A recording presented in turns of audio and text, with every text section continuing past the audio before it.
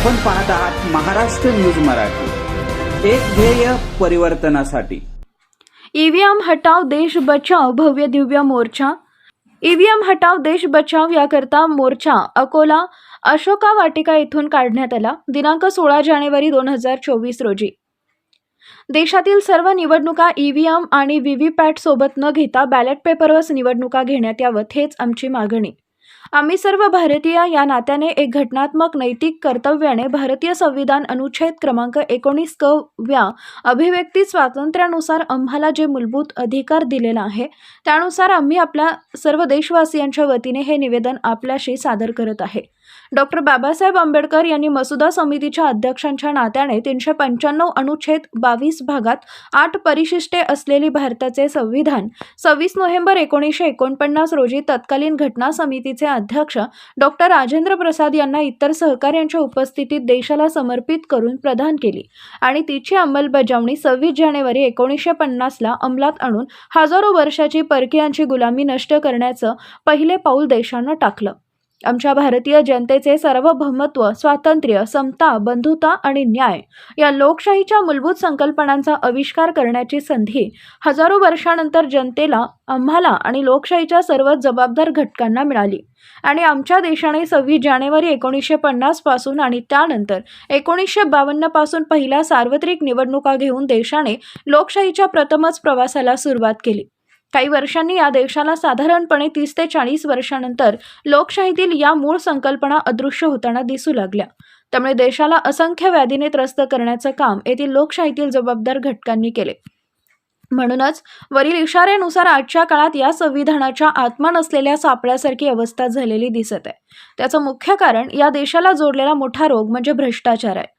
या भ्रष्टाचाराचा मुख्य आधार म्हणजे लोकशाहीच्या नावाने राजकारण करून सर्वच राजकीय पक्षांनी व संघटनांनी घटनात्मक व नैतिक कर्तव्याला तिलांजली दिल्यामुळे आणि लोकशाहीतील इतर जबाबदार घटकांनी बघ्याची भूमिका घेतल्यामुळेच स्वातंत्र्यानंतरच्या अवघ्या 75 वर्षात देशाचा प्रवास स्वातंत्र्याकडून पुन्हा एकदा गुलामीकडे जाताना दिसतोय आणि हा उलटा प्रवास थांबवायचा असेल तर कायदे मंडळ, कार्यकारी मंडळ आणि न्याय मंडळ या लोकशाहीतील जबाबदार घटकांच्या व्यतिरिक्त भारतीय संविधानातून जनतेचे सार्वभौमत्व अप्रत्यक्षपणे टिकवण्याची जबाबदारी भारतीय संविधान अनुच्छेद क्रमांक 324, 325, 326, 327, 328 आणि 329 मधून निर्माण झालेल्या राष्ट्रीय निवडणूक आयोगाची आहेत।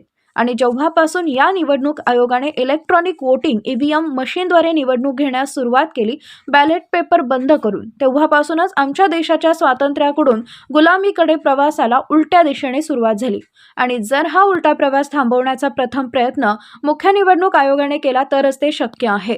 म्हणून भारतीय सर्वसामान्य जनतेतर्फे आपल्याला हे निवेदन सादर करत आहोत की आम्हाला ईव्हीएम आणि सोबतच्या व्हीव्हीपॅटवर निवडणुका न घेता बॅलेट पेपरवरच निवडणुका घ्याव्यात। त्यांची काही कारणं अशी: जगातील सर्वच लोकशाहीवादी इतर देशांनी ज्यांनी या ईव्हीएम बनवल्या त्या देशांनी सुद्धा ईव्हीएमला न स्वीकारता बॅलेट पेपरवरच निवडणुका घेत आहेत। बॅलेट पेपरवरच निवडणुका घ्याव्यात ही भारतीय जनतेची मागणी आहे। आमचे चंद्रयान 3 हे अभियान पृथ्वीवरून योग्य दिशानिर्देश देऊन त्या यंत्राला नियंत्रणात करू शकते, तर या व्हीव्हीएम यंत्रणाला नियंत्रणात आणून हॅक करून विशिष्ट राजकीय पक्षांना लाभ मिळू शकतो। ही आशंका सर्व भारतीय जनतेला आल्यामुळे एका यंत्रात जनतेचे सार्वभौमत्व बंदिस्त होऊ शकत नाही ही भीती जनतेत निर्माण झाल्यामुळे ही मागणी आम्ही करत आहोत। लोकशाही देशात शेवटी जनता हीच सार्वभौम असते।